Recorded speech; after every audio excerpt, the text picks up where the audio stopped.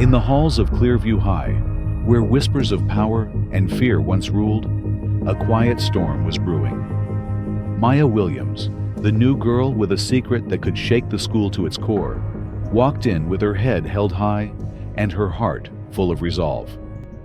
But when the most arrogant bully in school, Bryce Carter, targeted her, he had no idea he was messing with the biological daughter of the governor of Texas. Maya didn't need to shout or fight back.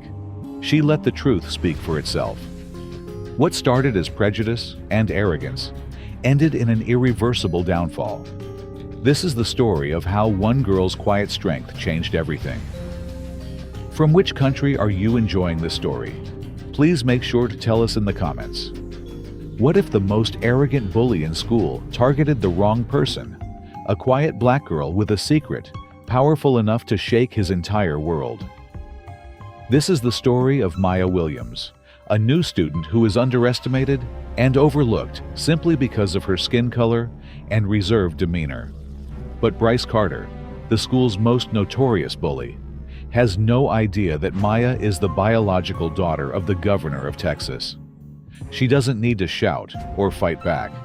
She lets the truth speak for itself.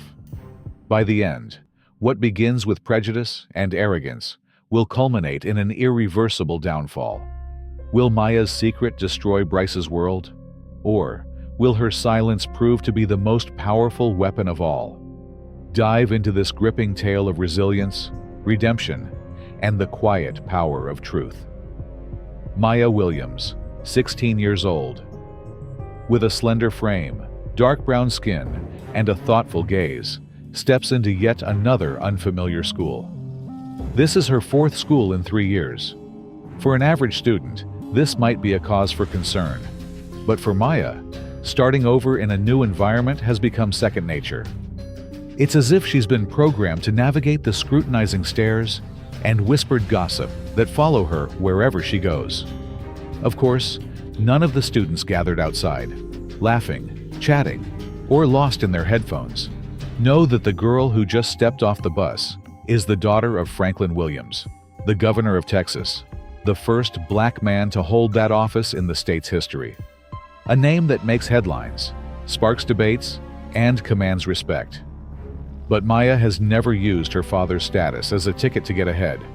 Instead, she keeps her connection to him a secret. No one knows, and she doesn't want them to. She understands the cost of fame.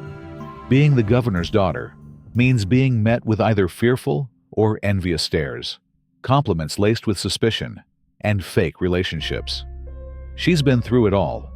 Prestigious schools, wealthy and scheming classmates, teachers trying to curry favor with her father. And when she didn't respond, they called her cold, unapproachable. She's tired of it. This time, she chooses anonymity. No private car, no bodyguards, no welcome party, and not a single mention of her father in her student records. Maya is just Maya, an ordinary transfer student, nothing special. She wears a gray hoodie, dark jeans, and carries an old backpack. Everything about her is calculated to avoid attention. She walks through the school gates, leaving behind the laughter and the heavy name she carries, Williams. Inside the hallway, blue lockers stretch along the walls. The sound of sneakers echoes on the tiled floor. And somewhere in the mix is the smell of cheap perfume mingled with paper and books. Maya isn't unfamiliar with this scene. All schools are the same when you're an outsider. In her hand, she holds a class schedule printed from the office. She glances through it, then nods slightly.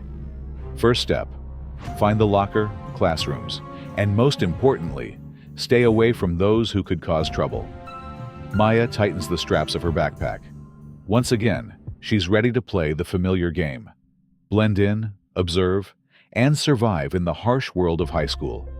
But this time, she has no idea that there will be no place to hide. The first person to find her isn't a friend. It's the most dangerous bully in school.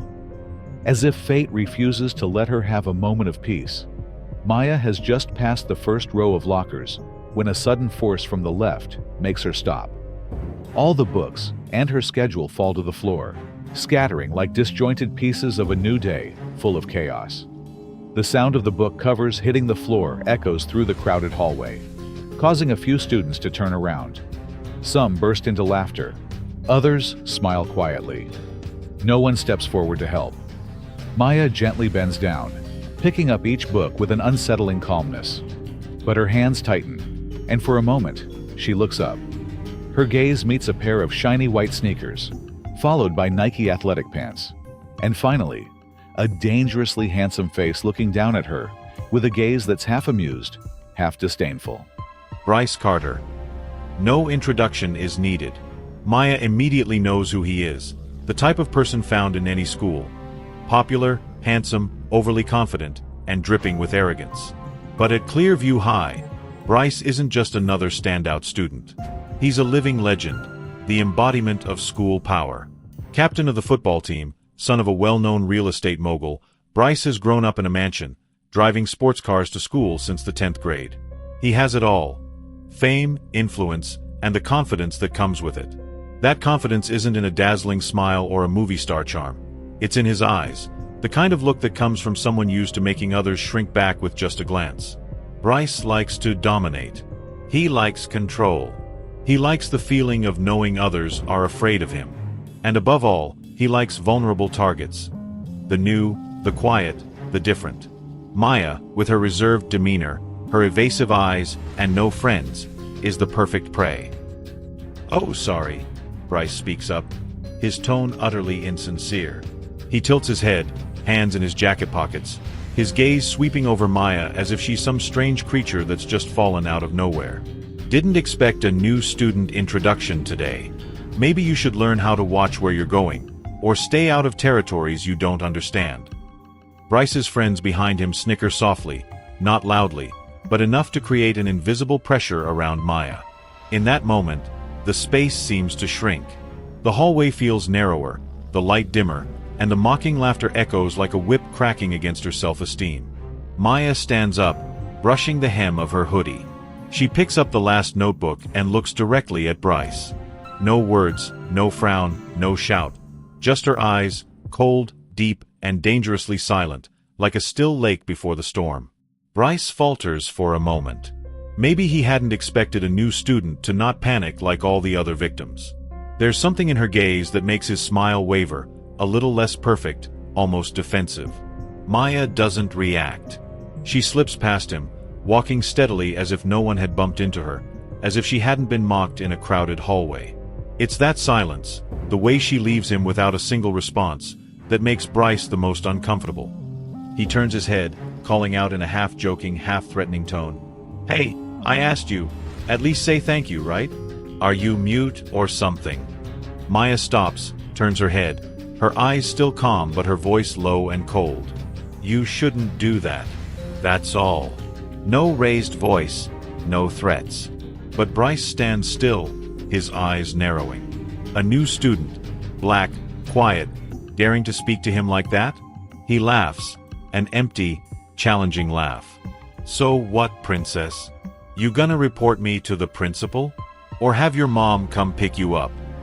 Maya doesn't answer, but the faint smile that touches the corner of her lips seems to suggest she knows something Bryce couldn't possibly anticipate. No one knows that just a few hours later, this arrogant boy will stand frozen as he watches her step into the SUV of the state governor, a man who holds the power to determine the political future of Bryce's entire family. And that's just the beginning. Bryce Carter had never thought that a new student could occupy his mind so much. But throughout that class, he's constantly haunted by the gaze of a girl named Maya Williams. Quiet, calm, and unervingly still. Bryce is too used to the other kind of gaze. Admiration, hesitation, longing, or even fear from the other students when they face him. He's the unquestionable star of Clearview High, the captain of the football team, the son of a real estate mogul, with his own sports car and preferential treatment from teachers in both sports and academic competitions. To Bryce, new students are just temporary toys, the shy ones, the awkward ones, or those too different. They're all ideal targets to help reinforce his reputation. And Maya, with her silent demeanor, walking through the crowd as if she leaves no trace, is clearly a perfect case. But the way she walks without looking back, how she stares directly into his eyes and then turns away without hesitation, as if she's read all the games he's ever played. That makes him uneasy. That afternoon, when the bell rings for school to end, Bryce stands near the school gates, where students are streaming out and cars are waiting by the curb. He leans against a lamppost, hands stuffed in his sports jacket pockets, eyes scanning the crowd until he spots the familiar figure. Maya, slowly walking out, her backpack slung over one shoulder, earphones casually hanging around her neck. He doesn't say anything immediately, he just watches. Then he smirks and steps in front of her. "Hey, new kid," Bryce says loudly, deliberately raising his voice enough for a few nearby students to glance over. "What's with you? You didn't even say hello to anyone all day." Maya stops, her eyes glued to her phone. Then she looks up at him with an expressionless gaze. No anger, no fear, no awkwardness. Just a simple, silent look, unnervingly calm. Bryce waits for a reaction. An apology, some nervousness, or at least a response. But nothing.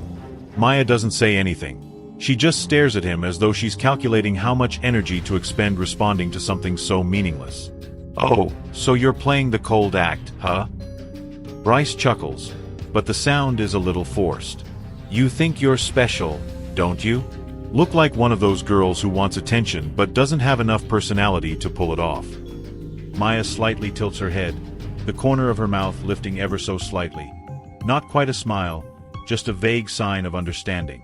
Then she slips her hand into her jacket pocket, pulls out her phone, taps something on the screen, and puts it back. Bryce raises an eyebrow, smirking. "Calling for backup? You scared now? Or calling your mom to pick you up?" He steps closer, now just an arm's length away. "Well, new kid, if you're going to try to scare anyone around here, you're going to have to try harder. This isn't a playground." Just as his words end, a deep, steady rumble begins from a distance. A growl-like sound, like wind sweeping over steel, growing closer by the second. Students around start to turn their heads toward the noise, including Bryce. And then, like a shadow coming from the heart of the city, a matte black armored SUV slowly rolls up, cutting through the crowd and cars at the school gates. The car has no regular license plate on the front. Instead, two small flags are crossed over the hood. One American flag, one Texas state flag. The headlights don't blink, but they shine with the kind of presence that doesn't need permission to be noticed. The vehicle stops smoothly, without a sound, as if the ground has grown accustomed to obeying it. The door swings open, and the man who steps out makes the air around him feel still. Tall, in a perfectly tailored gray suit. His neatly combed graying hair and eyes focus straight ahead. Each step exudes the confidence of someone who has long been accustomed to standing in rooms where budgets, lives, and laws are decided. It's none other than Franklin Williams, the current governor of Texas. Bryce stands frozen, his mouth slightly open as if to say something, but every word seems to lose its meaning. He knows this face. Who doesn't? Newspapers, television, press conferences, campaign speeches, viral social media videos. But what truly leaves him speechless is not the governor's presence, it's the way he looks at Maya. Not like a politician, but with the eyes of a father, full of love and protection. Maya says nothing. She walks past Bryce, not sparing him a glance, heading toward the waiting SUV. But just before getting into the car, she stops, turns, and looks at him. Her gaze is no longer indifferent. It carries something both sharp and calm, pointed and forgiving. Her voice rings out, quiet and clear, like an arrow piercing Bryce's heart. "You asked who I think I am. Wrong question. The right one is, who do you really think you are to mess with me?" Bryce can't say a word. His friends behind him, the ones who would usually laugh along whenever he threw out a taunt, stand silent. The students around begin murmuring, phones out, snapping pictures, recording clips, capturing the moment they know will spread across the school within hours. Maya gets into the car, the door shuts, and the SUV rolls away slowly, then speeds up, disappearing around the distant corner. No horn, no noise, no need for another word. It's enough. Bryce stands still, motionless, his fists clenched. He feels a chill down his spine, not from fear, but for the first time in his life, he realizes he isn't the biggest presence in the room. And worse, he doesn't know what to do with that feeling. The next morning, Bryce wakes up earlier than usual, but it's not because of enthusiasm for a workout or excitement for a new school day. It's because of the heavy feeling pressing on his chest all night, like a cold stone. His sleep is restless, fragmented, filled with broken pieces of memory. Maya's gaze before she stepped into the SUV with the state flag, a look so cold it chilled him to the bone but sharp enough to be a declaration of war without a single shot fired. Bryce had tried to brush it off, telling himself it was just luck, that she was merely sheltered by power and had nothing special about her. But when he looks at himself in the mirror, clad in his neat football uniform, hair perfectly styled with gel, he understands what makes him angry isn't just her status. It's the feeling of losing before he even started. As Bryce walks through the school gate that morning, he immediately senses the atmosphere has changed. It's not obvious. It's not loud. But something different is hanging in the hallways. The groups of students who usually gather to discuss the same old topics, game results, weekend gossip, or the new chemistry teacher, are now whispering about Maya Williams. No one says her name directly, but words like armored car, state flag, and is he her dad? Pop up enough for Bryce to know the news has spread throughout the school. And then he sees her. Maya is walking from the B building to the main classroom block, her backpack slung over one shoulder, still in the same gray hoodie and old, faded black shoes. She wears no makeup, doesn't smile, doesn't try to impress anyone. But strangely, this is what makes her stand out more than anyone else. The stares directed at her are no longer the suspicious ones Bryce has grown used to. No one is sneaking snickers behind her back anymore. Instead, there's a sense of curiosity mixed with respect. They whisper because they admire her, not out of pity.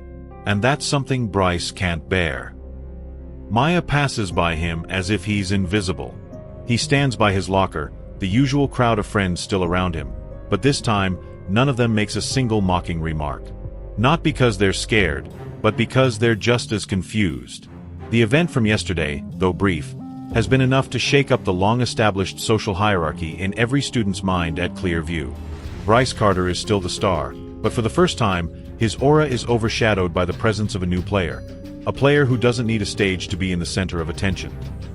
During the first class, Bryce doesn't hear a word. He keeps glancing over to the other side of the room, where Maya is sitting, taking notes steadily. Not once does she look back at him. Not once does she show any sign of triumph. But that's what makes him choke. She doesn't need to humiliate him. Just existing is enough to put him at a disadvantage. And that's something he can't accept. Not Bryce Carter, not in this place.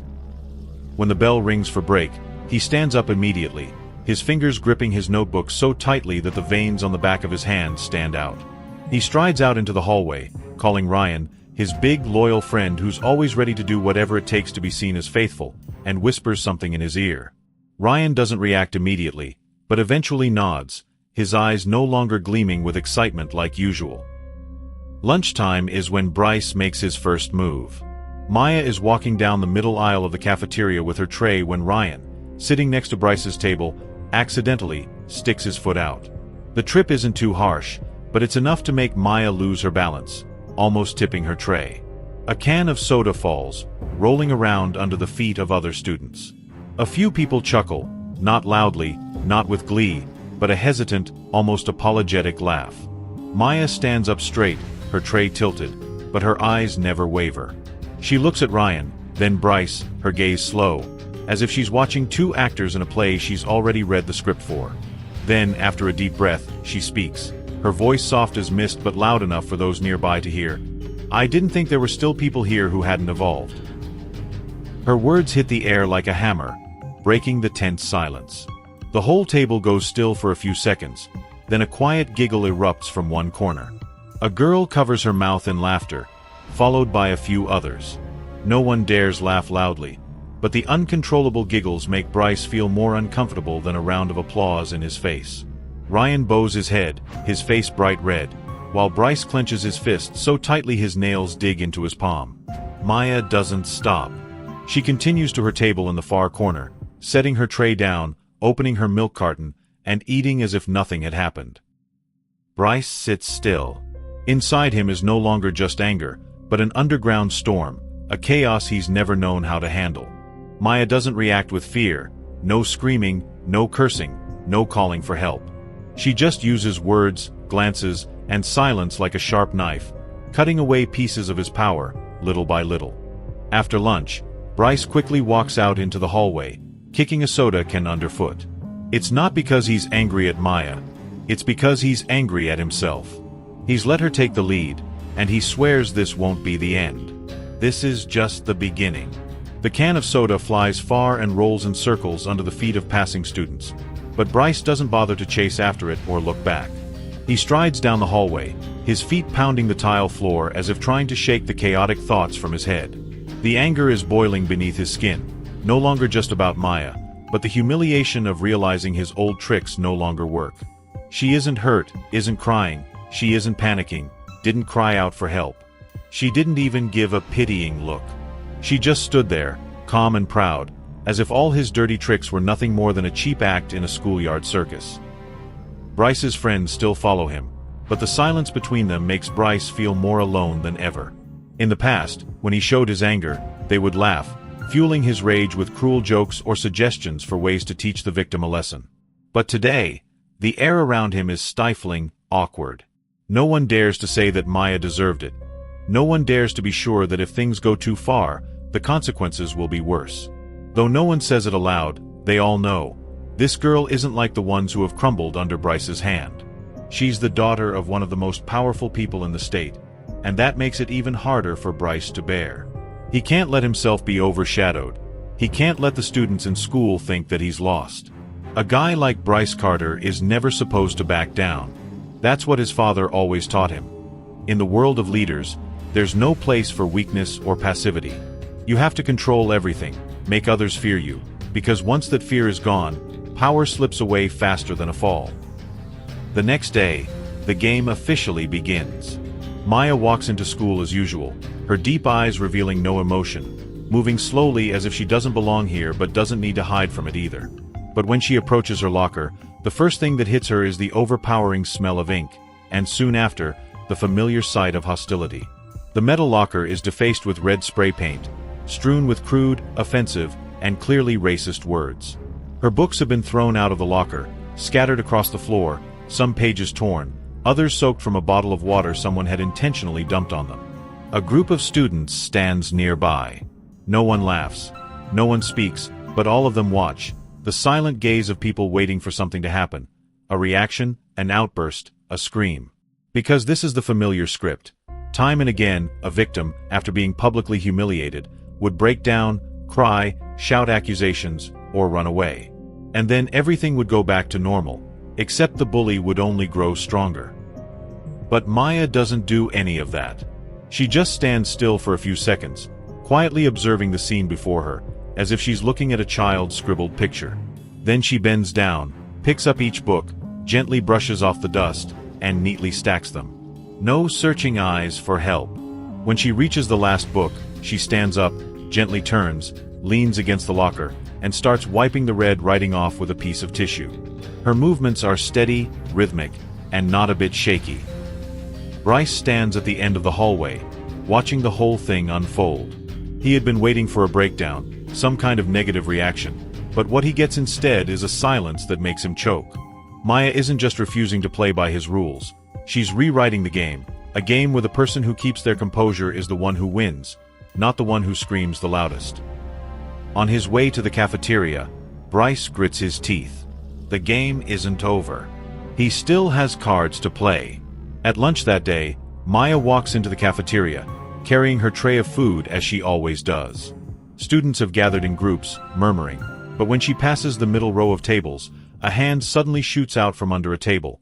Ryan, still performing his usual task. The leg stretches out just in time to make Maya trip slightly. This time, her tray shifts sharply, spilling part of her rice onto the floor, a few drops of sauce splattering on her shirt. The whole cafeteria seems to hold its breath. Everyone's eyes are on her, waiting to see what will happen next. Maya sets her tray on the nearest table, wipes her hands with a napkin, then bends down to pick up the pieces of bread that have fallen. A few people start to chuckle, but the laughter quickly dies down when she looks up, her gaze sharp as a cold blade. She stands up, turns to Ryan, and says, loud enough for the whole table to hear, "You know what the saddest thing is? It's not that you're acting like a child. It's that you think it bothers me. Ryan sits frozen, not daring to reply. Bryce clenches his fists under the table, his jaw tightening as if about to snap. Maya turns away, not waiting for a response. She walks over to her usual table, opens her milk carton, and starts eating as if no one had interrupted her lunch. And at the tables around her, students begin to exchange glances. No one speaks loudly, but in their eyes, something has changed. She isn't the kind of person who can be bullied. That thought spreads like an invisible smoke, weaving through every conversation, every surprised glance, every whispered word behind her back. No one sees Maya as the new girl anymore. She doesn't need her father to step in. She doesn't need anyone to protect her. She does it herself, through her poise, her silence, and by refusing to let anyone define her. Bryce sits still, his eyes burning with hostility. But deep inside, something else has risen, a quiet fear, nameless, because for the first time, he has met someone who can't be broken. And he doesn't know how to shatter her. As Maya steps out of the school gates that afternoon, the sky above Houston is slowly turning to a copper hue of the setting sun. The last rays of sunlight stretch across the sidewalk, glinting off the windows of distant buildings like shattered glass. She isn't in a hurry. Every step she takes is light, steady, and composed, as if everything that has happened that day has left no trace on her silver-gray blazer, nor has it seeped into the depths of her eyes, as still as a winter lake. The familiar black SUV is already waiting. The driver, dressed in a black suit, stands at attention beside the door, but it's Maya who opens it and enters without needing any assistance. Inside, the soft leather upholstery cradles her slender frame, and the hum of the air conditioner is as steady as a breath. Maya leans her head back against the seat, saying nothing, simply closing her eyes for a few brief seconds. The silence envelopes the luxurious car like a buffer between two worlds. One full of chaotic school life, and the other, a world where power and pride are taught like military discipline. As the car turns into the gates of the estate, hidden in the oak forest west of the city, Maya opens her eyes, adjusts the strap of her backpack, and gets out without needing a reminder. The sky has darkened, leaving only the streetlights and the sound of crickets as her companions on the stone path leading to the large house. The door opens, and the scent of cedarwood mixed with the rich aroma of coffee wafts from the kitchen. The sound of her shoes echoes softly on the wooden floor, each step steady, like a heartbeat, unhurried. Her father, Franklin Williams, currently the governor of Texas, stands beside the long dining table, holding a glass of red wine. The warm golden light reflects off his forehead, where the wrinkles form lines of experience and resolve. He sees his daughter walk in, places the glass on the oak table, and then leans against the kitchen counter with his arms crossed. No elaborate greetings, no rushed inquiries. He knows his daughter well enough to understand that if she needs to speak, she will. Maya places her backpack on a chair, pulls out her phone, and places it on the table. Then she sits across from him, resting her hands on the table and tapping her fingers lightly to an invisible rhythm. He asks slowly, his voice deep and calm, like the night wind, "Still that boy?" Maya nods slightly. This morning, and in the cafeteria. He hasn't given up. He hasn't changed. Franklin falls silent for a moment, then picks up his wine glass, swirling the dark red liquid as if he's analyzing a complex political decision. "Do you want me to step in?" The question comes out light, almost casually, but behind it lies the weight of a position that would make any student, teacher, or principal in the state bow their heads. Just one phone call. If Franklin Williams' name appears in the principal's inbox, Bryce Carter would be sucked into an unrelenting storm. Suspended, investigated, perhaps even broadcasted in the media. A complete wipeout, a political blow as sharp as a knife. But Maya does not nod. She looks at him, her gaze neither defiant nor hesitant. She simply shakes her head, her voice calm but resolute. "No. I want him to ruin his own reputation." Franklin raises an eyebrow. He looks at his daughter as if seeing himself at 20, when he stood in the middle of student debates, winning not with fists or power, but with patience and logic. Then he smiles, not the usual polite smile seen on television, but a real smile, a smile of a father, a seasoned man, someone who understands that his daughter has grown into the person he had hoped for. "That's the move of a real power holder," he says, setting the glass down. No need to shout, no strike. Just wait for the right moment, for your opponent to sink deeper into their own mistake. Maya does not reply, but her eyes shine brighter, as if strengthened. She doesn't need outside intervention. She doesn't need anyone to retaliate for her. She wants Bryce, with all his arrogance and pride, to drag his own honor through the mud. Because the most bitter fall is the one that comes from within. Her father pours more wine, hands her a glass of non-alcoholic fruit juice, and sits down across from her. They sit in silence for a few minutes, the quiet only broken by the steady ticking of the clock. No need for many words. They share a silent understanding, a kind of bond that doesn't need to be expressed with affection, but with mutual respect for each other's strategy. After dinner, Maya returns to her room. It isn't large, but it's tidy, bright, and filled with a soft golden light. On her desk are a few political books, a notebook with debate tactics, and a tablet still open to the school news website. She sits down, opens a blank page, and begins typing the first lines of her unofficial plan. Not an attack plan, but a strategy to observe, to peel back the layers of Bryce Carter's mask. She doesn't need to trap him. He would do that himself. People like Bryce, too self-assured, confident in their invincibility, would eventually reveal their cracks. All it took was waiting, quietly observing, letting him continue making the same mistake over and over until his actions suffocated his own reputation. Maya presses her lips together, writing a few more notes on the edge of the paper. The names of each of Bryce's friends, the rumors about him, the times he had humiliated others. She collects not to attack, but to understand him to the core, so that when the time comes, she wouldn't need to say a word. His fall would happen under the gaze of the entire school. That night, when she turns off the lights, Maya lies down, her hand resting lightly on her chest, feeling her breath steady, like the beat of a drum in a victory march that has yet to sound. She isn't afraid. She isn't trembling. She is just waiting. And in the quiet of Houston's night, with the trees swaying outside her window, a smile passes over her lips. Bryce Carter had already begun a war he didn't know he had lost from the start. And Maya Williams, the governor's daughter, would not need to strike, because her enemy had never known how to keep himself from stabbing his own pride with the knife of arrogance. The next morning, golden sunlight filters through the trees lining the street, casting shimmering shadows on the grounds of Clearview High, as if everything is proceeding as usual. Students gather in groups, their laughter and chatter echoing through the hallways, the familiar sounds of a Thursday morning that seem nothing special. But beneath that noisy surface of daily routine, something is quietly shifting.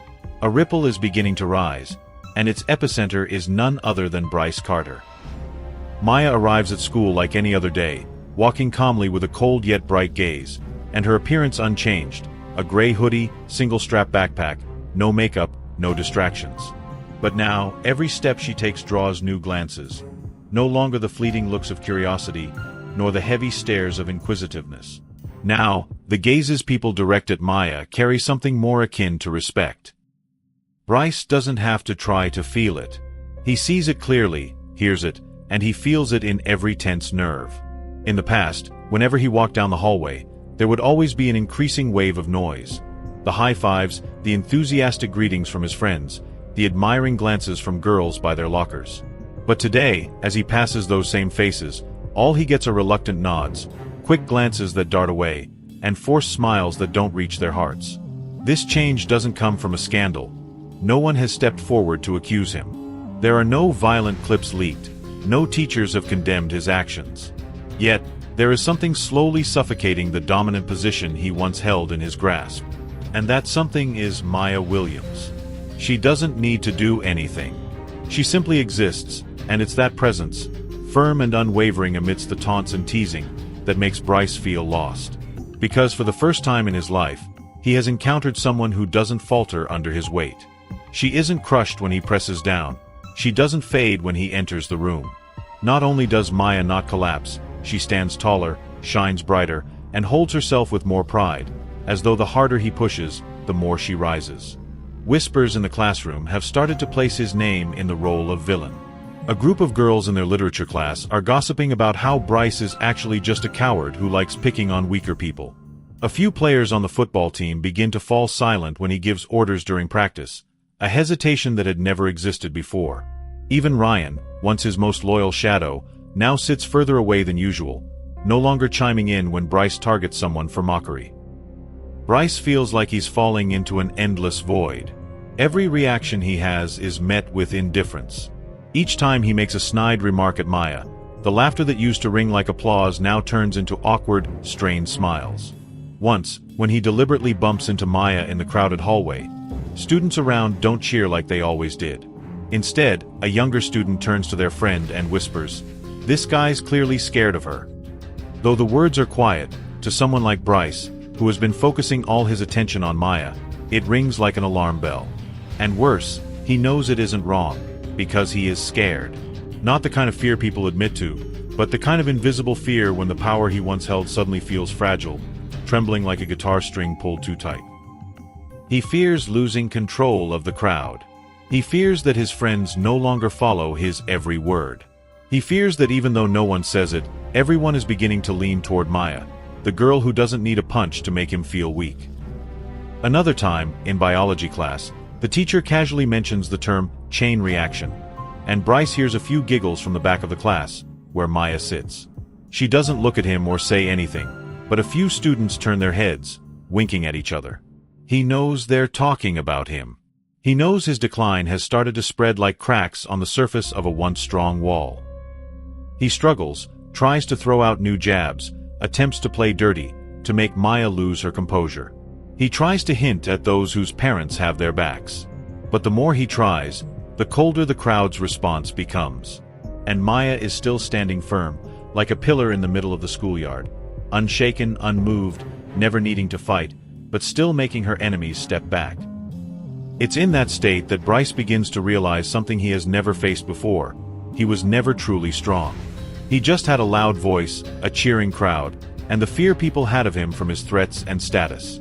But when the crowd's gaze shifts, when the laughter no longer belongs to him, when his confidence is challenged by someone who doesn't need words to overpower him, then the so-called power he had is nothing but an illusion. And that illusion is now crumbling, piece by piece.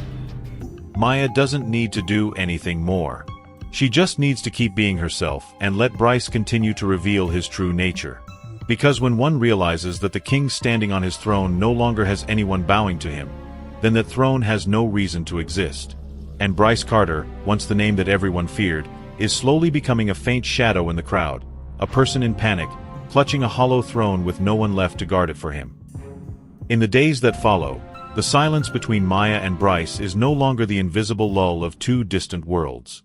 It turns into a taut line between two opposing poles, one side fueled by the classic power of fear, and the other by a newly risen force, calm and unyielding. Bryce can feel it every time he walks through the hallways, every time eyes glance at him no longer expecting anything glamorous, but simply watching to see how far he will fall. The suffocating weight of his own existence makes him uneasy. Bryce is no longer the center of conversations. The jokes that once made others burst into laughter now only receive shrugs and impatient glances. He walks past old friend groups, tries to strike up conversations, but feels they speak with an energy he can't infiltrate. A subtle shift in the crowd's energy, and he is being pushed to the edges without any way to stop it. He knows where the problem lies. He isn't stupid. Maya isn't just the daughter of the governor. She is a symbol of something the students at Clearview have never seen before. The strength to stand tall without weapons, without a crowd, without status. She exists like a quiet antibody in the toxic system that Bryce has nurtured for 3 years. And now, every action of his is a living testament to his own decay. He can't take it anymore. That afternoon, when the bell rings, signaling the end of classes, Bryce doesn't leave the football field like usual. Instead of gathering with his friends in the parking lot or hanging out in the afternoon cafeteria, he stands leaning against the railing of the second floor, his eyes scanning the hallway where Maya usually passes on her way to the parking lot. Soon enough, the familiar figure appears. She still walks with the same casual stride, hair tied neatly, hands in her coat pockets, as if nothing in the world could make her worry. Maya approaches, her eyes brushing over him as if she had predicted this moment would come. "Do you need something?" she asks, her voice neither cold nor high-pitched, but carrying a weight that can't be ignored. Bryce inhales deeply, his chest rising and falling as if he's debating between keeping his pride or admitting defeat. "Why don't you resist?" he asks, each word heavy with torment, as if the question itself is a wound to his own self-esteem. Maya looks at him, her eyes seeming to pierce through his arrogant facade and reach the trembling, vulnerable part inside.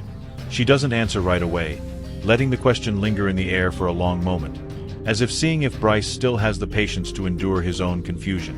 Then she speaks, slowly and clearly, "Because I don't need to. You're destroying your own image without me having to do anything." Bryce furrows his brows. He's about to argue, but his throat tightens, as though her words have stopped every justification in its tracks.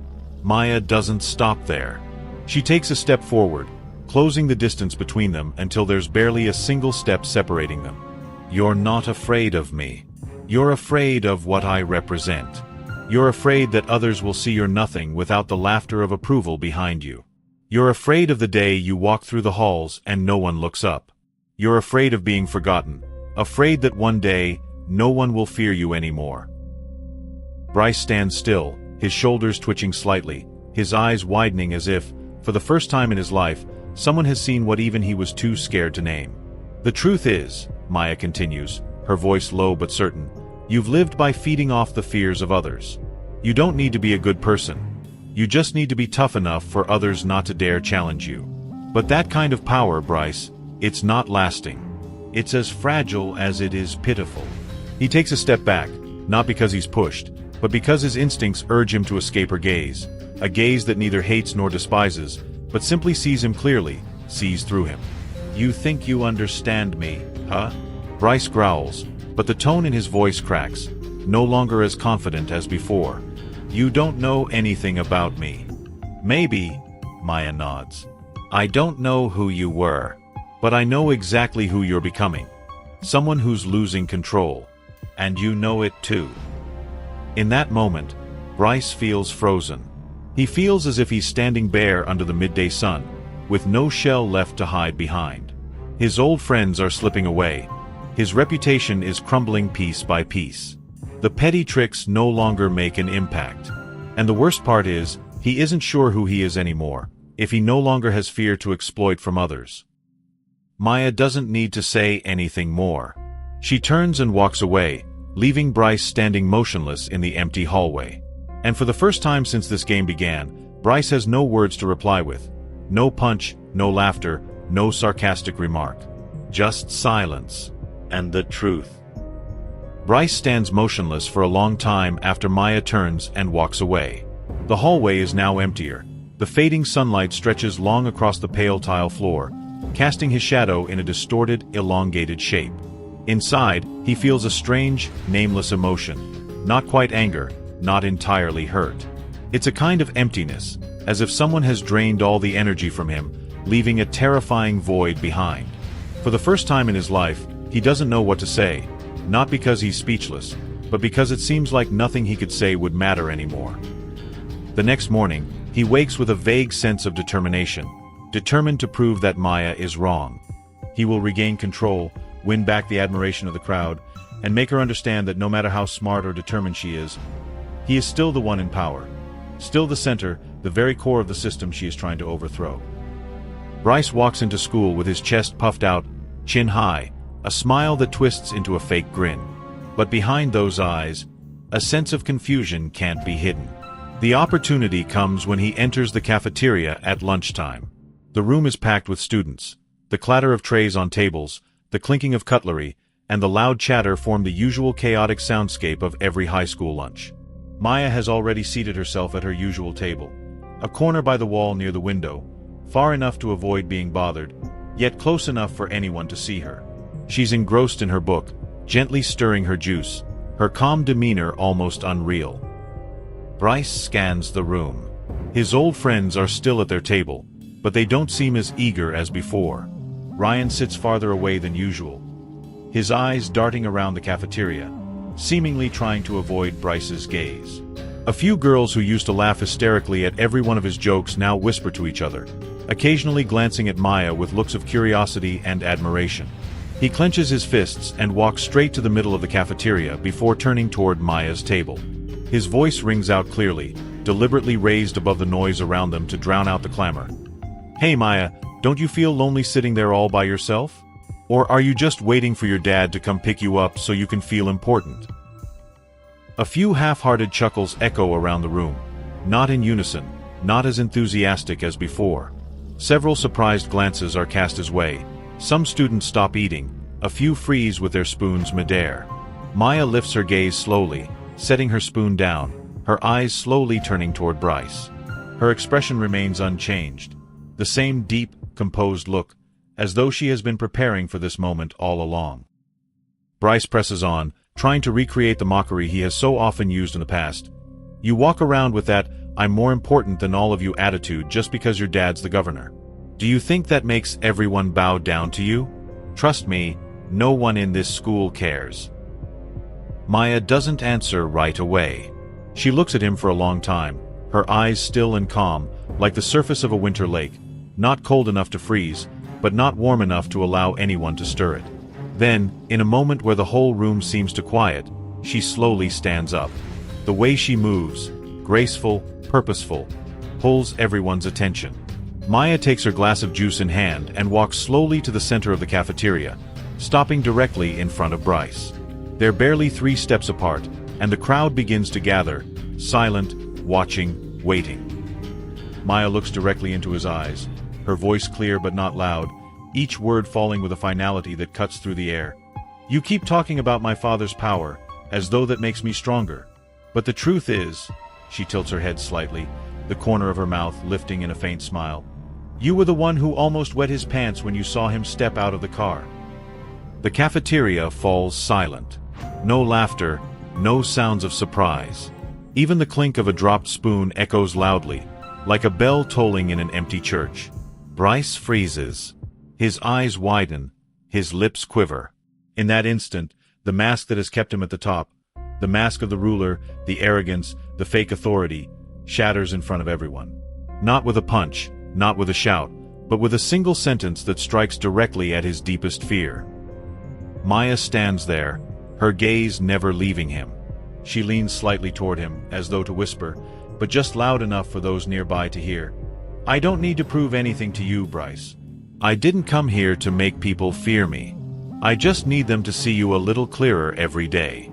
And believe me, they are. She turns and walks away, each step slow and deliberate, like the beat of a drum in a funeral procession, but not for a person. It's a funeral for a reputation that has been built on fear. Bryce stands there, his shoulders sagging as though weighed down by a burden he no longer has the strength to carry. He can feel the eyes of the whole cafeteria on him, but no one moves, no one reaches out. Because he is no longer the center. He is just a part of a past being left behind. And Maya, without her father's power, without the crowd, has rewritten the order, with intellect, with poise, with a calm, prideful coldness. She didn't take the throne. She made people realize that the one sitting there never deserved it. When Maya turns her back and walks away from the cafeteria that afternoon, the door behind her closes gently, like the final punctuation of an era. No one says anything. No one stops her or chases after Bryce to pat him on the back or defend him.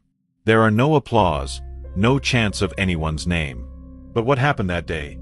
That brief moment when she simply stood in the cafeteria, gazing at Bryce with a calm look and uttering a sentence that pierced the very core of his being, completely changed the game.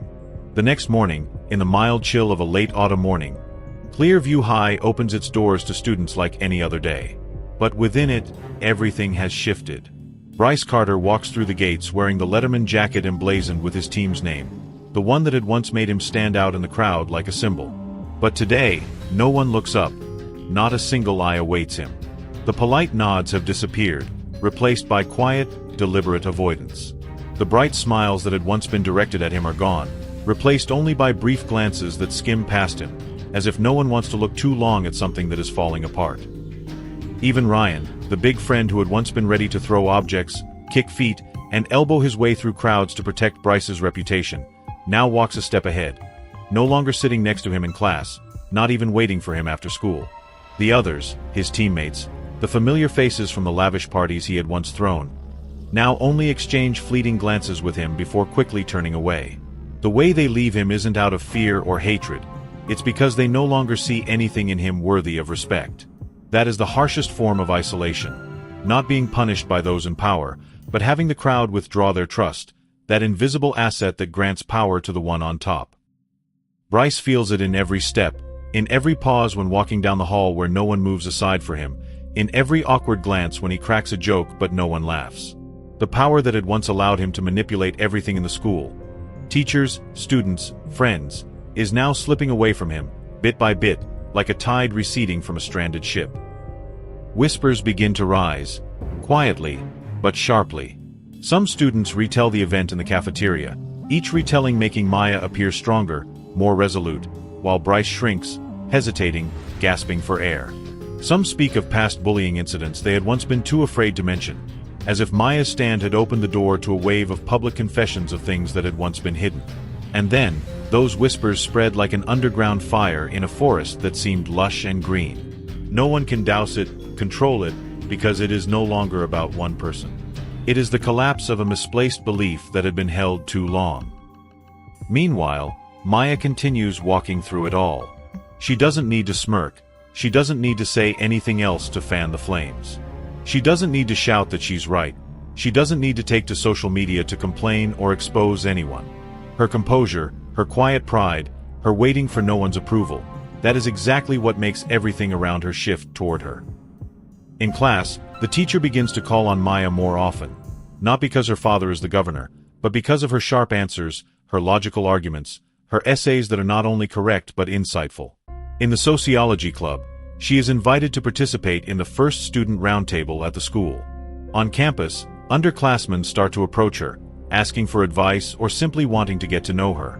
She doesn't change her style of dress, she doesn't alter her walk, she doesn't try to be more friendly. But her allure comes from her lack of effort. That attraction spreads stronger than any fake glow that Bryce has ever flaunted. And that is the hardest blow to Bryce. He finds himself shrinking every day, not because of anything Maya does, but because he can't stop her growth. He had once thought that reputation was an armor, but now he understands how fragile it is when no one believes in the person wearing it. He had once thought the crowd needed him to exist, but it turns out he was the one who needed the crowd to be recognized. And when that recognition vanishes, he is left with only himself, naked, alone, and weak to the point of pitifulness. Bryce walks into the locker room after gym class, and the chatter stops as soon as he passes. No one tosses a ball to tease him. No one tells jokes or invites him to parties like they used to. He sits down on the bench, head bowed, hands clenched, not knowing what he's gripping, anger, hurt, or simply helplessness. Everything that had made Bryce Carter who he was is slowly disappearing. No one had to break it. No one had to expose it, because he was destroying himself, bit by bit, day by day, with the way he behaved, with the way he clung to a position that no longer belonged to him. And Maya, without ever striking a blow, was the one who made it all happen. Because in battles of reputation, the winner doesn't need to shout. They only need to let their enemy reveal their true nature before they impale themselves on the false reputation they once thought would last forever. That morning, the atmosphere in the courtyard of Clearview High feels different. A sort of uneasy quiet, a tension as though the whole school is holding its breath, waiting for something to happen. The sun has just risen, its light shimmering through the trees, but students have already gathered in unusual groups by the row of lockers in the main hallway. Murmurs buzz through the air, eyes are wide. Phones are raised in rapid succession. The air is thick, like before a storm. No one speaks loudly, but everyone's attention is focused in the same direction. Bryce enters the courtyard, carrying himself as usual. One strap of his backpack slung over his shoulder, a hoodie casually draped over his arm, his expression trying hard to look indifferent. But as he turns toward his locker, the murmurs erupt. Students who had once avoided him now dare to look him in the eye, no longer with fear or panic, but a mixture of astonishment, disappointment, and contempt. He stops, furrowing his brows, feeling an inexplicable tightening in his chest. Something is wrong. Then he sees it. His locker, the old gray steel door that used to slam proudly every day, is now covered in white sheets of paper. Not just a few, but dozens of them. Each page is a screenshot, clearly printed, with every text, every conversation, every cruel word Bryce has sent over the past months. The messages aren't anonymous. They all have his personal account name. Crude, mocking, discriminatory, and heartlessly insulting those he had once acted friendly toward. There are texts mocking the appearance of a former close friend, jabs at a black teacher he called the speaker from last century, and worse, harsh words aimed at a transgender student, laced with scorn and disdain. What silences the crowd isn't the content. They're high school students who don't exactly shy away from talking behind others' backs. It's the timeline. Each photo is time-stamped, not from 2 years ago, not some careless words from a naive youth. These are messages from last month, last week, and some as recent as 3 days ago. All of them clearly show the recipients, the context, and even conversations with some of the very people standing in the courtyard right then. There is no denying it, no blaming the past or misunderstandings. Bryce freezes. His feet are stuck to the cold tile floor. A chill runs down his spine and lodges itself in his throat, making it impossible to utter a word. For a brief moment, a very brief moment, as everyone stares at him, not with curiosity or fear, but with a quiet disappointment Bryce has never had to face before, he is no longer the victim of a misunderstanding. He is the truth being exposed. Then, suddenly, as if awakened from a nightmare, Bryce rushes to his locker, tearing the papers off with trembling hands. Each sheet rips away from the steel like a hopeless scream. He yells, "This is fake. They're doctored," followed by disjointed, incoherent cries. "It's not me. Who the hell did this?" But no one answers, because they have seen it, read it, and most importantly, they have recognized it as the truth. Too clear, too detailed, too real. His voice cracks like a bowstring snapping without an arrow. He keeps tearing the papers down, still shouting, but the crowd just backs away, eyes wide, mouths closed like silent masks. A few students still hold their phones, recording, no longer afraid of his glare or threats. No one stops him, no one defends him, no one rushes to pull him from the hallway. He stands alone in the storm he has created. The principal is called. The hall monitors arrive. But even when the teachers ask students to disperse, the atmosphere remains heavy. No one cares to hear any explanation. No one wants to know what he will say, because no matter what he says, those words on the papers, printed clearly without edits, without hesitation, have already said it all. Bryce is escorted out, not surrounded by the proud crowd of a champion, but between two hall monitors, their eyes heavy with contempt and cold silence. Each step he takes drags like a sentence. No one cries, no one stops him, no friends follow, no one seeks justice for him. Right there in that hallway, the name Bryce Carter, once an unshakable icon in Clearview High's social life, officially crumbles. Not by blood, not by a punch, not through an official accusation from the school, but by the truth, bare, unforgiving. And somewhere, at the end of the hallway, where the clear glass reflects the early light, Maya Williams stands by the classroom window, quietly watching. She doesn't smile. She doesn't show satisfaction. But in the way she tilts her head slightly, sets her pen down, and returns to her work, it is clear she had known this was coming all along. Because some people don't need to attack to win, they just wait, and let the truth do what justice often misses. In the midst of the hallway filled with the frantic sound of paper tearing and Bryce's uneven, gasping breaths, Maya stands still, neither advancing nor retreating, not getting involved in the crowd. She simply crosses her arms lightly, leaning against the opposite cabinet, her posture graceful as if detached from the chaos before her. Her gaze is still, like a calm lake, yet not indifferent. It is the look of someone who has already seen what is to come, and when it arrives, there is no need to shout for acknowledgement. She doesn't wear a victorious expression. She doesn't sneer or show any smug satisfaction. She simply observes, like a judge who doesn't need a gavel, only the truth stepping onto the witness stand. And it is that quiet composure amidst the stunned stares and the flashing phones that makes her the true center of attention. You don't have to be the loudest to be noticed. Maya proves that the one who controls the silence holds the real power. After tearing through nearly all the papers on the cabinet, Bryce turns around. His eyes are bloodshot from anger and fear. Sweat pours from his temples. His breath is rapid, as if he is fleeing from something he can't explain. When he sees Maya standing there, it is as if he has been stabbed in the chest, not by a sharp blade, but by a gaze that neither condemns nor redeems him. She isn't there to destroy him. She is simply waiting for him to destroy himself. In his frenzy, Bryce screams, "You did this! It's you!"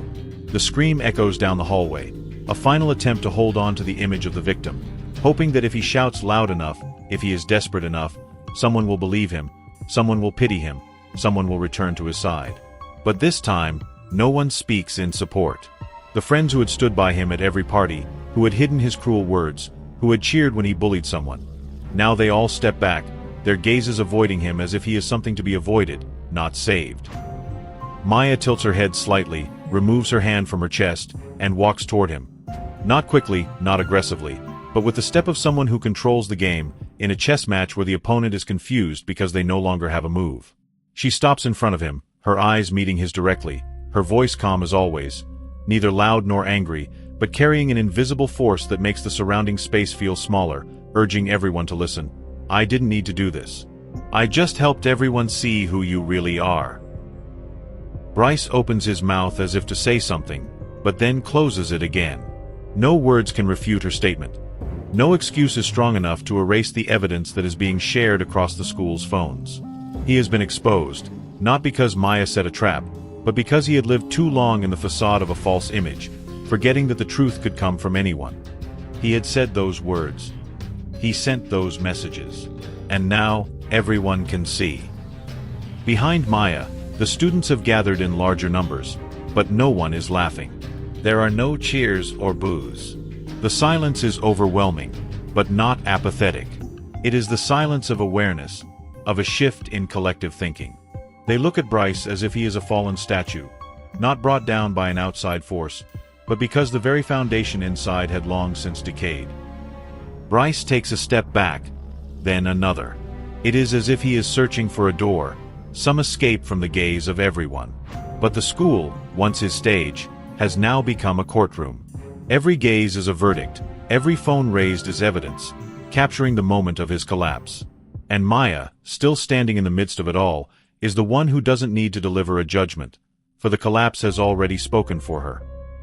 The principal appears, accompanied by a supervisor and several teachers who rush to prevent Bryce from further destruction.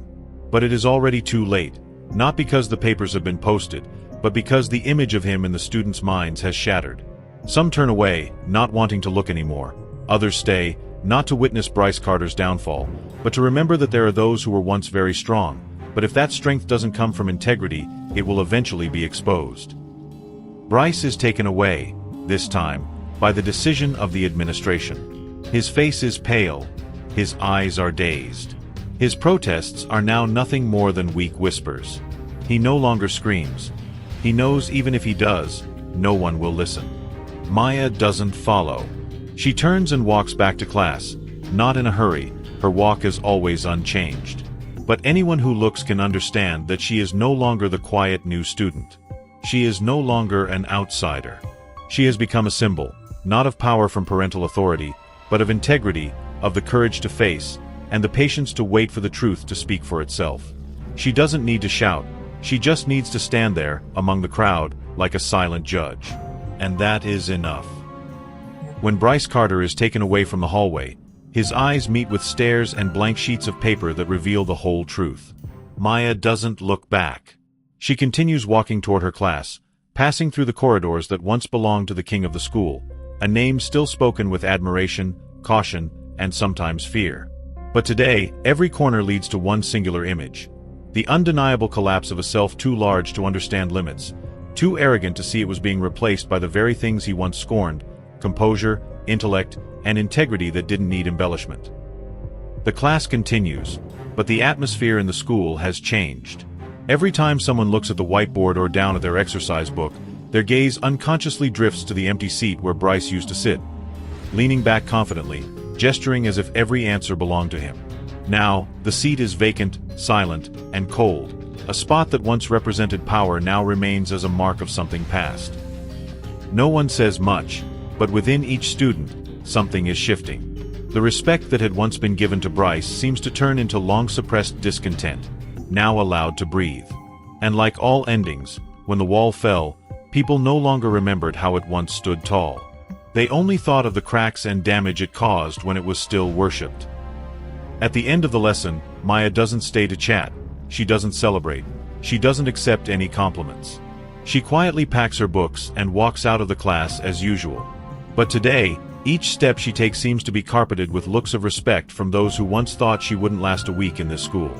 No one stops her. No one crowds to ask questions. They just watch quietly, like one watches a rare thing passing through their life. Fairness, truth, and courage, without noise. As Maya pushes open the door to the schoolyard, the late afternoon sun bathes the old bricks in golden light. The breeze brushes through the trees, carrying the scent of dry sunshine and fresh printed paper, the smell of change. And at the far end of the parking lot, the familiar SUV is parked silently, like a loyal witness to every rise and fall of the daughter it picks up every day. Franklin Williams, governor of Texas, still sits behind the wheel, his white shirt sleeves rolled up, a stern face and watchful eyes. But today, as Maya approaches, he doesn't need to ask anything. He simply opens the car door from the inside, allowing her to enter. A silent acknowledgement that the daughter he once taught about integrity, patience, and the strength of silence has understood all of it, and used it as a sharper blade than anything he ever taught. Maya sits down beside him, buckles her seat belt, and leans her head back slightly. A few seconds pass in silence. There is no hurried engine roar, no anxious questions from the powerful father. Just quiet, like a deep, complete exhale after a long journey. Then she speaks, softly enough for him to hear but without raising her voice. He's destroyed himself. Franklin turns to look at his daughter, the corners of his mouth turning into a subtle, somber smile. It isn't the smile of a victor, but someone who understands. Sometimes, victory doesn't come from defeating someone, but making them face themselves, the darkness they've hidden for too long. He places his hand on the wheel, starts the car. The engine hums deeply and warmly, like the heartbeat of someone who has weathered a storm. The SUV rolls out of the school grounds, leaving behind a fallen empire, and a girl who has risen as a new symbol, not by the power of her father, but by her own dignity. Meanwhile, Bryce Carter has exited the school through the back door, escorted by the dean and principal. No flashlights, no friends bidding farewell, no voices in his defense. He walks through the gates like a lost soul, hunched, head down, his long shadow under the late sunlight as if it is trying to melt into the earth. And when the gate closes behind him, all that had once been his glory, the laughter, the cheers, the praise, fades like a page being turned to its final chapter. No one calls him the king of the school anymore. No one remembers him as a symbol of power. All that remains is the memory of someone who had built his own temple, only to tear it down with his own hands when no one was left to worship. And Maya, the girl once seen as a mere shadow, has proven that you don't need to shout to be heard. You don't need to fight to reclaim fairness. She only needed to stand firm, and let those who wore masks retreat from the stage in silence. She has done what the entire school had once thought impossible. And in the fading sunlight, all that remains is the sound of the car rolling away, the wind sweeping through the trees, and a new page silently turning. The sleek black SUV drives away from the Clearview High campus, carrying the Williams father and daughter as they glide through the familiar streets of Houston, bathed in the late afternoon sunlight. The breeze outside slips through the crack in the window, brushing through Maya's hair, causing a few strands to flutter lightly before her forehead. She remains silent, gazing out the window as though allowing her mind to settle after the storm that has passed. A storm she had not fought with strength, nor avoided with fear, but instead had navigated like a steady helmsman in the midst of a tempest. Franklin Williams glances at his daughter but says nothing. He understands that look, he understands that silence, and he knows that some victories don't require celebrations, don't need banners raised high. They simply need a nod between father and daughter, a wordless acknowledgement. Maya smiles faintly, without looking at him, and quietly utters a sentence as if to close the chapter of everything that has happened. Now, I can finally live like a normal student. Franklin raises an eyebrow, then chuckles softly, the deep laugh of someone who has climbed many peaks and learned that sometimes, the ordinary is the most precious. He doesn't reply, simply easing off the gas, allowing the car to glide smoothly as though time itself has just passed through a heavy chapter. Maya didn't need the protection of political power. She hadn't chosen the title of governor's daughter to reclaim her place, to oppress her enemies, or make anyone bow down. What she chose was the silence at the right moment, the clever reply rather than a loud retort, the strength of someone who knew her worth and understood that the truth held more power than any symbol worn on the outside. At Clearview High, things gradually return to their orbit after the collapse known as Bryce Carter. The papers once posted on his locker are taken down, but their contents linger in the memories of students like an unnamed lesson, heavy with meaning. The classrooms, the sports fields, the cafeteria, all are missing a character that once made them chaotic. Yet, strangely, this absence doesn't create a void. On the contrary, it opens up space for something healthier to take root. Maya is no longer the girl who quietly walks the halls with averted eyes. She still doesn't seek fame. She still sits at her usual table in the cafeteria. She still carries a book in her hand and wears a soft yet proud smile at the corner of her lips. However, now, when she walks down the hallway, people no longer look with curiosity, but with respect. Teachers speak of her as an example of strength and character. The students who had once been bullied by Bryce seek her out to talk, sharing their stories. And for the first time, they feel truly heard, without being judged. What is special is that Maya doesn't need to change to receive this. She remains true to herself, from her steady tone of voice, her straight posture, to her gaze always looking forward. But what makes her stand out isn't her appearance or her title. It's the way she firmly holds on to her dignity amidst the temptations of power, anger, and retaliation. Bryce Carter has vanished from the school like a crumbled monument that no one mourns. People don't speak of him as an evil person, but a lesson, a warning, a sign that power built on fear would never last. It only endured as long as the crowd believed itself to be weak. And when courage arose, even if only from one person, that entire system would crack. Maya understood that. And she never wanted revenge. She just wanted the truth to be seen. She didn't need anyone to regret their actions.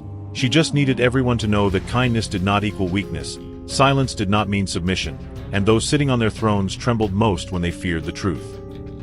A week after the incident, Maya is invited to speak at the student council meeting on the topic of power and responsibility in the school environment. She steps up to the small stage in the main auditorium without notes, without a rehearsed speech. She simply looks straight at the row of students who sit in silence and begins with a simple sentence. We don't need anyone else to give us power to be ourselves. The only thing we need is the courage to stand for what's right, even when it makes us different. In that moment, every gaze is fixed on her, not because of her title as the governor's daughter, but because of the truth in every word. She isn't preaching. She is speaking from experience, from the heart, from the silence that had once been suppressed and turned into strength. And that is the moment Maya Williams is no longer a nameless student in the transfer list, no longer an easy target in a harsh environment.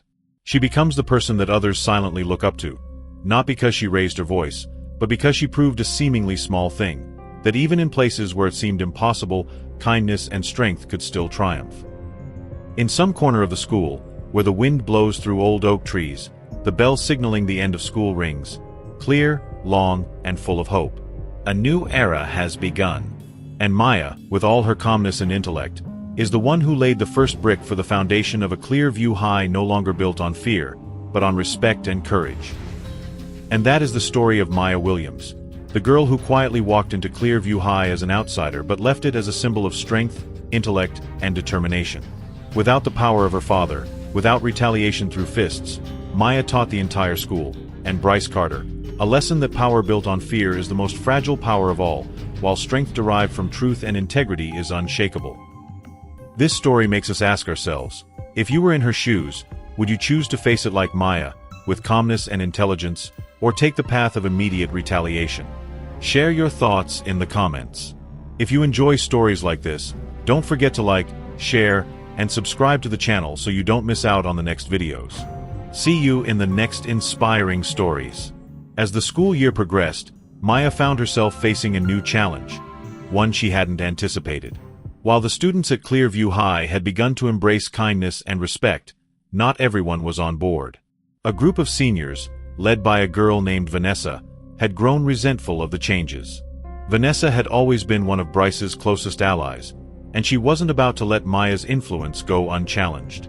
One afternoon, Vanessa cornered Maya in the hallway, her arms crossed and her expression cold.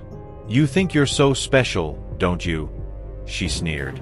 "Just because you've got everyone wrapped around your finger doesn't mean you're untouchable." Maya met her gaze calmly. "I'm not trying to be special, Vanessa. I'm just trying to make this school a better place. Vanessa laughed, a harsh, bitter sound. A better place? For who? You? Your little friends? Don't make me laugh. Maya didn't respond. She simply walked away, leaving Vanessa fuming in the hallway. But she knew this wasn't the end. Vanessa wasn't like Bryce. She wasn't driven by insecurity or fear. She was driven by a desire for power, and that made her dangerous. Vanessa wasted no time in making her move. She began spreading rumors about Maya, accusing her of using her father's influence to manipulate the school. The rumors were baseless, but they were enough to sow doubt among some of the students. Maya tried to ignore the whispers, but it wasn't easy. She had always been a private person, and the sudden scrutiny was overwhelming. She found herself second-guessing every decision, every interaction, wondering if people were only being nice to her because of who her father was. One afternoon, Emily found Maya sitting alone in the library, her head in her hands. "Hey," Emily said softly, sitting down beside her. "You okay?" Maya sighed. "I don't know. I feel like no matter what I do, it's never enough." Emily placed a hand on her shoulder. "You're doing amazing, Maya. Don't let Vanessa get to you. She's just jealous." Maya nodded, but the doubt lingered. She had always been so sure of herself, so confident in her ability to handle whatever came her way. But now, for the first time, she felt like she was losing control. The turning point came during a school assembly. The principal had invited a guest speaker, a former student who had overcome bullying to become a successful entrepreneur. The speaker's words were powerful, but it was the Q&A session that changed everything. When the speaker asked if anyone had questions, Maya raised her hand. The room fell silent as she stood up, her voice steady and clear. "What do you do?" she asked, "when the person who's bullying you is someone everyone looks up to? How do you stand up to them without making things worse?" The speaker smiled, a knowing look in her eyes. "That's a great question. The truth is, you don't have to stand up to them directly. Sometimes, the best thing you can do is lead by example. Show kindness, stand up for others, and let your actions speak louder than their words." Maya nodded, her heart swelling with a sense of validation. She sat down, feeling the weight of the room's attention. But it wasn't just her who had been affected. All around her, students were nodding, their expressions thoughtful. Vanessa, sitting a few rows back, felt a pang of guilt. She had always thought of herself as a leader, but now she wasn't so sure. Was she leading people, or was she just pushing them around? The assembly marked a turning point. Students who had once been afraid to speak out now found their voices. They began to stand up for each other, to challenge the status quo. And Maya, though she hadn't intended to, became a symbol of that change. One afternoon, Maya found herself sitting in the cafeteria with Emily, Ryan, and a few other students. They were discussing ways to make the school a better place, their voices filled with excitement and determination. "We should start a kindness club," Emily suggested. "A place where people can come together and support each other." Ryan nodded. "Yeah, and we could organize events, like fundraisers and community service projects." Maya smiled, her heart swelling with pride. This was what she had been working for, a school where everyone felt valued and respected. But not everyone was on board. Vanessa watched from across the room, her expression dark. She wasn't about to let Maya take over without a fight. The showdown came during a student council meeting. Vanessa had proposed a new rule, one that would require all clubs to be approved by a committee, effectively giving her control over which groups could exist. Maya stood up to oppose the rule, her voice steady and clear. "This isn't about fairness," she said. "It's about control. And that's not what this school needs." Vanessa smirked. "Oh, please. You're just afraid of losing your little fan club." The room fell silent as the two girls faced off, their eyes locked in a battle of wills. Finally, the principal stepped in. "Enough," he said firmly. "This isn't a debate. It's a discussion. And we need to work together to find a solution that benefits everyone." The tension in the room was palpable, but Maya knew this wasn't the end. Vanessa wasn't going to back down, and neither was she. The resolution came in the form of a compromise. The student council agreed to form a committee to oversee club activities, but it would be made up of representatives from each grade, ensuring that no one person had too much power. Maya was elected as one of the representatives, and to everyone's surprise, Vanessa was as well. The two girls found themselves working together, their rivalry slowly giving way to a grudging respect. One afternoon, as they were reviewing club proposals, Vanessa turned to Maya. "You know," she said, her voice uncharacteristically soft, "I didn't think you had it in you." Maya raised an eyebrow. "Had what in me?" Vanessa smiled faintly. "The guts to stand up to me. Most people wouldn't dare." Maya nodded. "I'm not most people." Vanessa laughed, a genuine sound that surprised even herself. "No, you're not." It was a small moment, but it marked the beginning of something new. A partnership built on mutual respect and understanding. As the school year drew to a close, the atmosphere at Clearview High was markedly different from what it had been just a few months ago. The students who had once been afraid to speak out now found their voices. They stood up for each other, challenged the status quo, and created a new normal, one built on kindness and respect. Maya continued to be a quiet force for change, her influence spreading like ripples in a pond. She didn't seek recognition or praise. She simply did what she thought was right. And in doing so, she inspired others to do the same. Bryce, meanwhile, was still a work in progress. He still had moments of doubt, moments when he wanted to fall back into old habits. But he was trying, and that was what mattered. One afternoon, Bryce found himself sitting in the bleachers again, staring out at the football field. This time, Maya joined him. "You've come a long way," she said, her voice soft but sincere. Bryce nodded, his eyes fixed on the horizon. "Yeah, but I've still got a long way to go." Maya smiled. "That's the thing about change. It's not a destination, it's a journey." Bryce looked at her, a flicker of gratitude in his eyes. "Thanks, Maya. For everything." Maya nodded, her heart swelling with a sense of fulfillment. She hadn't set out to change Bryce or the school, but she had. And in doing so, she had changed herself. As the school year progressed, Maya began to notice a new tension brewing beneath the surface. While the majority of students had embraced the changes she inspired, a small but vocal group of seniors, led by a boy named Marcus, began to push back. Marcus was the star of the wrestling team, a towering figure with a reputation for being ruthless both on and off the mat. He had always been Bryce's rival, and now that Bryce was trying to change, Marcus saw an opportunity to assert his dominance. One afternoon, Marcus confronted Maya in the hallway, his broad shoulders blocking her path. "You think you're running this school now, huh?" he sneered, his voice dripping with disdain. "Just because you've got everyone fooled doesn't mean you're untouchable." Maya met his gaze calmly, though her heart raced. "I'm not trying to run anything, Marcus. I just want this school to be a better place for everyone." Marcus laughed, a harsh, mocking sound. "A better place? For who? Your little friends? Don't make me laugh." Maya didn't respond. She simply stepped around him and walked away, her mind racing. Marcus wasn't like Bryce. He wasn't driven by insecurity or fear.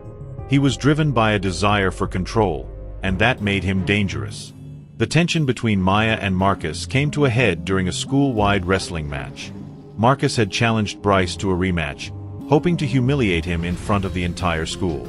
Bryce, still struggling with his newfound vulnerability, reluctantly agreed. The gym was packed with students, the air thick with anticipation. Maya sat in the front row, her heart pounding as she watched Bryce step onto the mat. He looked nervous, his usual confidence replaced by a quiet determination. The match began, and it was clear from the start that Marcus had the upper hand. He was stronger, faster, and more aggressive. Bryce fought back, but it wasn't enough. In the final moments of the match, Marcus pinned him to the ground, the crowd erupting in cheers. As Bryce lay there, defeated, Maya felt a surge of anger. She stood up, her voice cutting through the noise. "Is this what you want, Marcus?" she shouted. "To prove you're stronger than everyone else? Because all you're proving is that you're afraid." The gym fell silent, all eyes turning to Maya. Marcus glared at her, his fists clenched, but he didn't say a word. He simply turned and walked away, leaving Bryce lying on the mat, his pride shattered. The aftermath of the wrestling match was a turning point for Bryce. He had always defined himself by his strength, his ability to dominate others. But now, for the first time, he felt truly vulnerable. That evening, Bryce found himself sitting on the bleachers, staring out at the empty football field. He didn't hear Maya approach until she sat down beside him.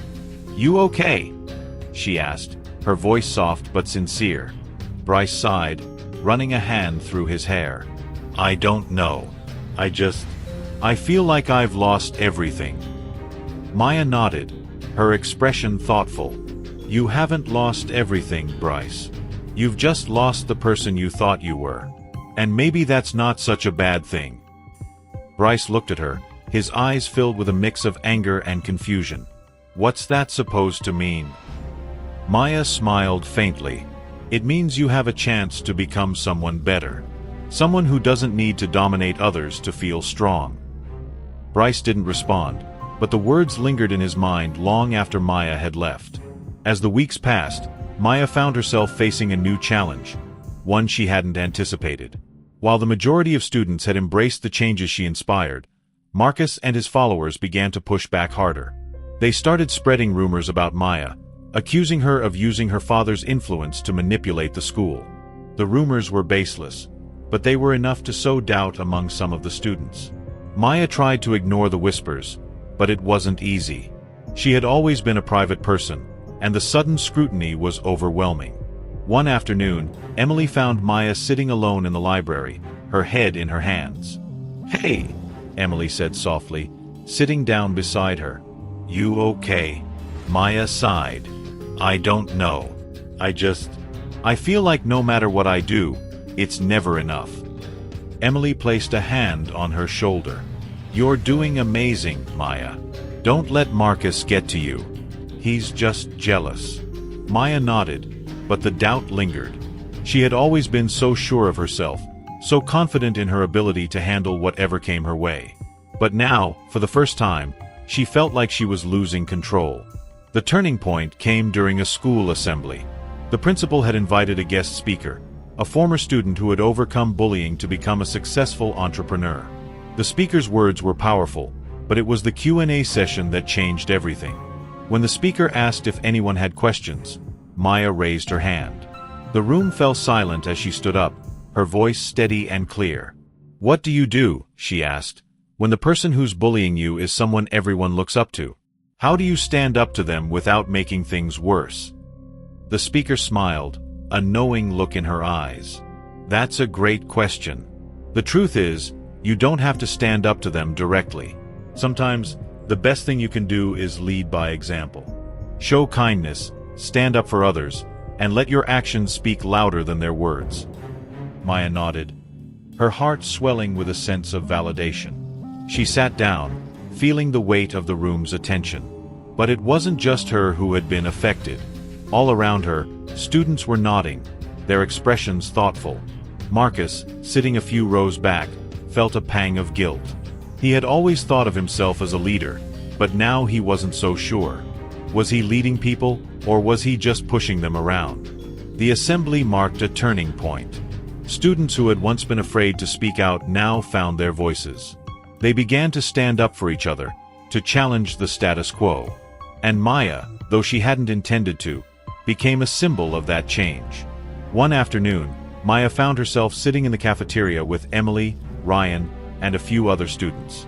They were discussing ways to make the school a better place, their voices filled with excitement and determination. "We should start a kindness club," Emily suggested. "A place where people can come together and support each other." Ryan nodded. "Yeah, and we could organize events, like fundraisers and community service projects." Maya smiled, her heart swelling with pride. This was what she had been working for, a school where everyone felt valued and respected. But not everyone was on board. Marcus watched from across the room, his expression dark. He wasn't about to let Maya take over without a fight. The showdown came during a student council meeting. Marcus had proposed a new rule, one that would require all clubs to be approved by a committee, effectively giving him control over which groups could exist. Maya stood up to oppose the rule, her voice steady and clear. "This isn't about fairness," she said. "It's about control. And that's not what this school needs." Marcus smirked. "Oh, please. You're just afraid of losing your little fan club." The room fell silent as the two faced off, their eyes locked in a battle of wills. Finally, the principal stepped in. "Enough," he said firmly. "This isn't a debate. It's a discussion. And we need to work together to find a solution that benefits everyone." The tension in the room was palpable, but Maya knew this wasn't the end. Marcus wasn't going to back down, and neither was she. The resolution came in the form of a compromise. The student council agreed to form a committee to oversee club activities, but it would be made up of representatives from each grade, ensuring that no one person had too much power. Maya was elected as one of the representatives, and to everyone's surprise, Marcus was as well. The two found themselves working together, their rivalry slowly giving way to a grudging respect. One afternoon, as they were reviewing club proposals, Marcus turned to Maya. "You know," he said, his voice uncharacteristically soft, "I didn't think you had it in you." Maya raised an eyebrow. "Had what in me?" Marcus smiled faintly. "The guts to stand up to me. Most people wouldn't dare." Maya nodded. "I'm not most people." Marcus laughed, a genuine sound that surprised even himself. "No, you're not." It was a small moment, but it marked the beginning of something new. A partnership built on mutual respect and understanding. As the school year drew to a close, the atmosphere at Clearview High was markedly different from what it had been just a few months ago. The students who had once been afraid to speak out now found their voices. They stood up for each other, challenged the status quo, and created a new normal, one built on kindness and respect. But the final test came in the form of the senior prank. Traditionally, the seniors would pull a harmless prank to leave their mark on the school. This year, Marcus and his followers had something more destructive in mind. Maya learned about their plan through Emily, who had overheard Marcus talking about it in the hallway. "They're going to vandalize the gym," Emily whispered, her eyes wide with fear. "They've got spray paint, stink bombs, everything." Maya's heart sank. She knew she had to stop them, but she also knew that confronting Marcus directly would only make things worse. Instead, she decided to take a different approach. Maya gathered a small group of trusted friends, Emily, Ryan, and a few others. Together, they came up with a plan to counter Marcus's prank. Instead of vandalizing the gym, they would transform it into something beautiful. That night, while Marcus and his followers were busy preparing their prank, Maya and her friends snuck into the gym. They worked tirelessly, covering the walls with colorful murals and filling the space with balloons and streamers. By the time the sun rose, the gym had been transformed into a celebration of unity and creativity. When Marcus and his followers arrived the next morning, they were stunned. Instead of the chaos they had planned, they found a vibrant, welcoming space. The other students, who had gathered to see the prank, erupted into cheers and applause. Marcus stood there, his fists clenched, but he didn't say a word. He simply turned and walked away, leaving his followers to join in the celebration. The school year ended with a graduation ceremony that felt more like a celebration of the changes that had taken place. The students who had once been afraid to speak out now stood tall, their voices strong and clear. Maya sat among her classmates, her heart swelling with pride. She had done what she had set out to do, not through force, not through fear, but through the quiet strength of her character. As she walked across the stage to receive her diploma, she looked out at the sea of faces before her. She saw Emily, Ryan, and even Bryce, who had managed to turn his life around. She saw Marcus, who had finally begun to understand the value of kindness and respect. And she saw her father, Governor Franklin Williams, sitting in the front row, his eyes filled with pride. Years later, as Maya walked through the halls of Clearview High as a guest speaker, she couldn't help but feel a sense of nostalgia. The school had changed so much since she had been a student, but the spirit of kindness and respect she had helped foster was still alive and well. She stood at the podium, looking out at the sea of eager faces. "When I was a student here," she began, This school was a very different place. But through the power of kindness, respect, and quiet strength, we were able to create something truly special. The students listened intently, their eyes filled with admiration. Maya smiled, her heart swelling with a sense of fulfillment. She had done what she had set out to do, not through force, not through fear, but through the quiet strength of her character. As she stepped off the stage, she saw Bryce standing in the crowd, his head bowed. He looked up, their eyes meeting for a brief moment before he turned and walked away. Maya watched him go, a sense of quiet satisfaction filling her. She had shown him, and the rest of the school, that true power doesn't come from fear or intimidation, but from integrity, courage, and the quiet strength to stand firm in the face of adversity. And in doing so, she had changed the school forever. As Maya left the school that day, she couldn't help but feel a sense of hope for the future. The students of Clearview High had learned the value of kindness and respect, and they would carry those lessons with them for the rest of their lives. She walked out into the sunlight, her heart light and her spirit strong. She had faced countless challenges, but she had never given up. And in the end, she had not only changed the school, she had changed herself. Maya Williams, the quiet girl with the powerful heart, had left her mark on the world. And she knew that her journey was just beginning.